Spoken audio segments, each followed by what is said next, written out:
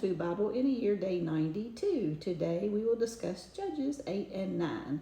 The tribe of Ephraim is irritated at Gideon for not asking them to help defeat Midian. Gideon praises them for past accomplishments and they seem appeased. Gideon, who is from the half tribe of Manasseh that crossed into the promised land, now asks some of the men from the other half tribe of Manasseh to feed his 300 men as they were tired and in pursuit to kill the kings of Midian. The tribe refuses to help, saying no, seeming to fear what would happen to them if Gideon is not successful. Gideon tells them in Judges 8 verse 6, "Well then, when the Lord has given the kings, Zebah and Zalmunna, into my hand, I will flail your flesh with thorns." The neighboring tribe in Gad also denies to help, so he promises to retaliate against them as well. He does capture and kill the kings, plunders some of their valuable jewels, and makes good on retaliating against the towns in Gad and East Manasseh, who had refused to feed the army. When Gideon returns, Israel asks him to be their king. In what seems to be a humble response, he says, "No, let God be your king."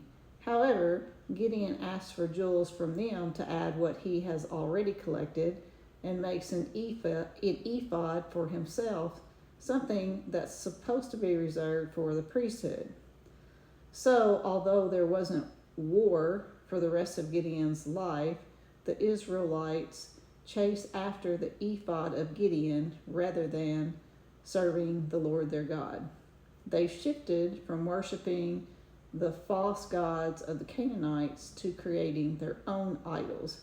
As soon as Gideon dies, Israel resorts back to Canaanite god Baal worship. In chapter 9, we learn that Gideon has 70 sons. One of them, Abimelech, decides he wants to become king.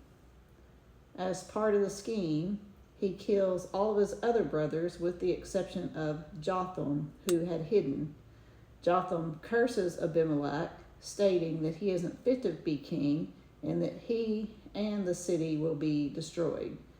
Abimelech does rule over Israel for 3 years. The city of Shechem, that initially supports Abimelech, turns against him, and a man named Gaal leads the rebellion. Abimelech destroys the city. He then encamps in another town of Thebez, and there a woman drops a stone on his head, crushing his skull. Abimelech requests his armor bearer to draw his sword, lest they say a woman killed me. What haughtiness, even in his last moments. We end today with chapter 9, verses 55 and 56.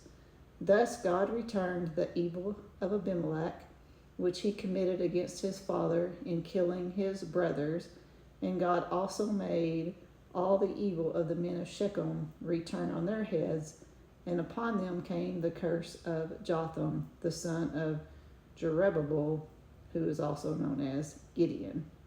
Join tomorrow for Judges 10 through 12. Have a blessed day.